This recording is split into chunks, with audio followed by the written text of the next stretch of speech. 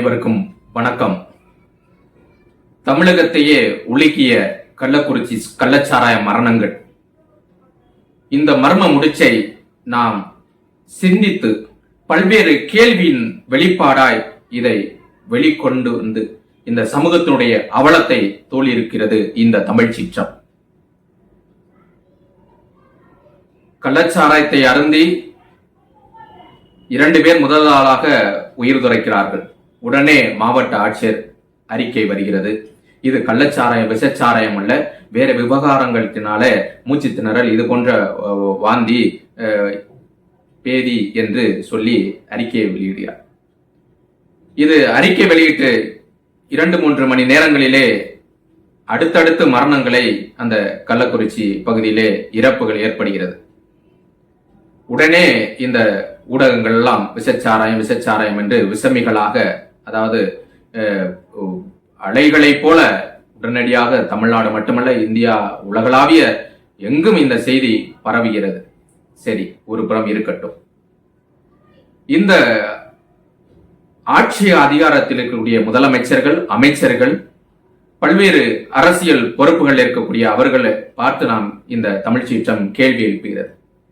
உங்களுக்கு ஒரு தலைவலி என்றாலும், காய்ச்சல் என்றாலும், வயிற்று வலி என்றாலும் உடனடியாக அப்போலாவுக்கும் காவேரி மருத்துவமனைக்கு சென்று படுத்து கிடந்து உயிரினுடைய பயத்தின் காரணமாக ஓடி படுத்துக் கொள்கிறீர்கள். யாருடைய செலவிலே? அப்போலாவிலும் காவேரியிலும் நீங்கள் கூட போய் படுத்து கிடந்து மருத்துவம் பார்ப்பது யாருடைய செலவு? ஒட்டுமொத்தமாக இந்த மக்களுடைய வரிப்பணத்தால் வசூல் செய்யக்கூடிய அரசினுடைய பணம்.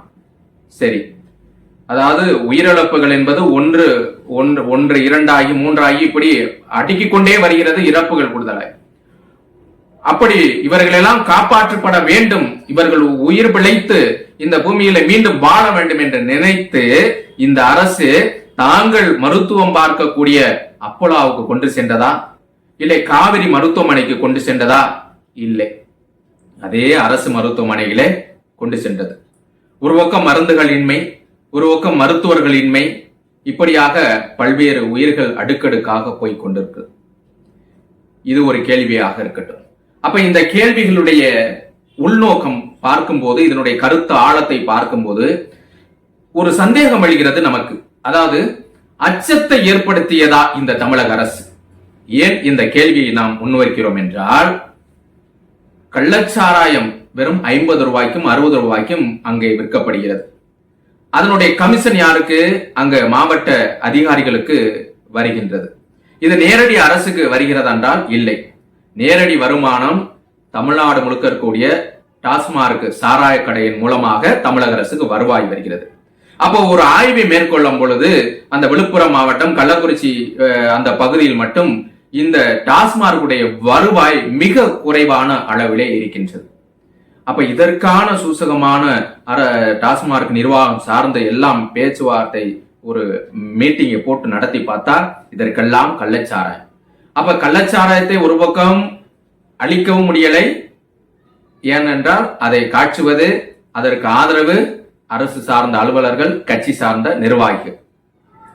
அப்ப இதற்கு ஒரு மக்கள், அந்த பகுதி மக்களை பெரும் அச்சத்தை ஏற்படுத்த வேண்டும் என்றால் உயிரிழப்புகள் ஏற்பட்டால் ஒழிய இது நிறுத்த மாட்டார்கள். ஏனென்றால் ஒருவேளை இந்த மரணங்கள், அதாவது 2023 ஆண்டும் இதே திராவிட ஆட்சியில் வந்து விஷச்சாராயம் அருந்தி 20க்கும் மேற்பட்டவர்கள் இறந்தார்கள். அப்பொழுது இந்த அரசு 10 லட்சம் ரூபாய் நிதியை கொடுத்து இரும்பு கரம் கொண்டு இந்த மது கள்ளச்சாராயத்தை ஒழிப்பேன் என்று அன்றைக்கு இரும்பு கரம் கொண்டவர் இன்றைய வரைக்கும் கையில பிடிச்ச இரும்பை இறக்கவே இல்லை. நம்மளுடைய தமிழ்நாட்டுடைய திராவிட மாடல் ஆட்சியை நடத்தக்கூடிய ஐயா முதலமைச்சர் அவர்கள். இப்பொழுதும் இந்த 2024 இன்றைக்கு 60 தாண்டி இருக்கிறது இந்த கள்ளக்குறிச்சியினுடைய கள்ளச்சாராய மரணங்கள். அப்ப நம்மளுடைய கேள்வி என்னலாம், இப்ப ஏன் இந்த மரணங்கள் எண்ணிக்கைன்னா, அப்ப இந்த அரசு ஒரு அச்சத்தை, அதாவது இனிமேலும் போய என்ன செய்யாத, கள்ளச்சாராயத்தை குடித்து விடாத, குடித்தால் என்ன ஆயிடும், செத்து போயிடுவார். அப்புறம் எப்படி 10 லட்சம் ரூபாய் கொடுத்தா? அது இந்த அவலத்தை, பெரும் அவலத்தை மூடி மறைப்பதற்கான அது ஒரு நிதி சார்ந்த ஒரு சைக்காலஜி, அது ஒரு நிலைப்பாடு. சரிங்களா? இப்ப இந்த அச்சத்தை பெரும்பாலும் என்ன செய்யறாங்க, இனி குடிப்பதற்கு மனசுக்குள்ள ஒரு பயம் வரும். அப்ப எங்க குடிக்க போவான்? அரசு விற்கக்கூடிய சாராய கடைக்கு செல்வார்கள். சரிங்களா? அப்ப அரசினுடைய வருமானம் என்ன செய்யும்? பன்மடங்காக உயரும். இப்ப அப்போலோவுக்கும் காவேரிக்கும் செல்லக்கூடிய அமைச்சர்கள், முதலமைச்சர் ஏன் அந்த கள்ளக்குறிச்சி மக்களில் ஒருவரை கூட அந்த மாதிரியான உயர் மருத்துவமனை, தனியார் மருத்துவரை கொண்டு போய் காப்பாற்றுவதனுடைய நோக்கம் என்ன? இப்ப விளங்கும். இதனுடைய மர்மத்தினுடைய முடிச்சுகள் இந்த காணொலியை பார்த்து கொண்டு உங்களுக்கு விளங்கும் என்று நினைக்கின்றேன். அப்ப ஒட்டுமொத்தமாக ஒரே புள்ளி, தமிழ்நாட்டில் சாராயம் விற்பனையை எப்படியெல்லாம் அதிகரிப்பது என்று. அதே இன்னொரு கேள்வி எழுகிறது. இந்த மரணங்களுக்கு பின்னால் நடந்த தேடுதல் வேட்டை, அதாவது கள்ளச்சாராய தேடுதல் வேட்டை, மது அமலாக்கத்துறை மற்றும் காவல்துறை, எல்லா மாவட்ட நிர்வாகம் எல்லாம் சேர்ந்து பார்த்தீங்கன்னா காடுகள் மலைகள் எங்கும் பார்த்தீங்கன்னா 2000 லிட்டர், 3000 லிட்டர், 5000 லிட்டர், 10,000 லிட்டர் இப்படியாக அதை அழித்தது என்று செய்திகள் எல்லாம் வந்தது. ஆனா காலப்போக்கில் அதுவும் மறைக்கப்பட்டது. அப்ப இது குறைந்தபட்சம் இந்த தேடுதல் வேட்டையில ஒரு 2 லட்சம் 3 லட்சம் லிட்டர் இல்ல கூடுதலா 5 லட்சம் லிட்டர் கூட சாராயங்கள் அழிக்கப்பட்டிருக்கலாம். அப்ப இந்த 3 ஆண்டு கால திராவிட ஆட்சியிலே எங்கும் வற்றா ஆறுகள்ல கூட நீர் வற்றி போனது. ஆனா அரசு விற்கக்கூடிய டாஸ்மார்க் சரக்கு சாராயம் வற்றவில்லை. அதே போல் தனியார் கள்ளத்தனமாக இருக்கக்கூடிய கள்ளச்சாராயம் வற்றவில்லை என்பதனுடைய இது நிதர்சனமாக உண்மை. மக்களே சிந்தியுங்கள், கேள்விகளை எழுப்புங்கள். ஏன் அந்த கள்ளக்குறிச்சியில் ஒருவரை கூட அல்லது மரணங்கள் இது ரொம்ப கிரிட்டிக்கலான, ரொம்ப சிக்கலான ஒரு முறையில கூட ஏன் இந்த அரசு துரித நடவடிக்கையாக அப்போலோ மருத்துவமனைக்கும் காவிரி மருத்துவமனைக்கும் கொண்டு செல்லாதனுடைய நோக்கம் என்ன? அவர்களை காப்பாற்ற இந்த அரசு ஏன் நடவடிக்கை இல்லை? அரசு மருத்துவமனை தெரியும். அப்போலோ காவிரி மருத்துவமனைகளை போல இந்த தமிழ்நாட்டுடைய அரசு மருத்துவமனை இருக்கிறதா, இயங்குகிறதா என்றால் சத்தியமாக மக்களுக்கு தெரியும். இதன் உண்மை கண்டிப்பாக இல்லை என்பதை உணர்த்துவார்கள். ஆகவே இது திட்டமிட்ட ஒரு பலிகடாக அந்த பாமர மக்கள், இந்த விசச்சாரையினுடைய உயிர்கள் பறிக்கப்பட்டிருக்கிறது என்பது நம்முடைய இந்த தமிழ் சீற்றத்தின் வாயிலாக வெளிக்கொணரும். ஒவ்வொன்றையும் சிந்திப்போம்.